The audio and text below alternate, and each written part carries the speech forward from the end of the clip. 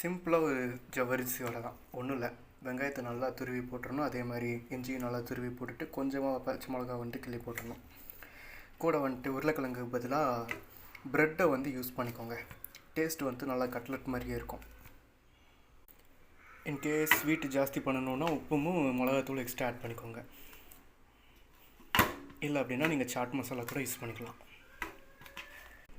நல்லா வாட்டர் கண்டென்ட்லாம் போனதுக்கப்புறம் as usual நீங்கள் எப்படி வடை வந்து ஆயிலில் போடுவீங்களோ அந்த மாதிரி எண்ணெயில் போட்டு எடுத்தால் மட்டும் போதும். ஒரு ரவுண்ட் ஷேப் வந்துட்டாலே அது ஒரு கட்லெட் ஃபீலே கொடுத்துரும். ஓகே, இப்போ நீங்கள் ஆயிலில் போட்டு எடுத்தால் மட்டும் போதும்.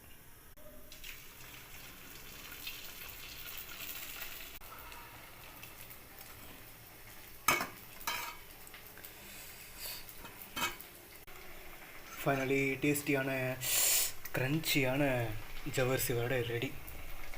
ட்ரை பண்ணி பாருங்கள்.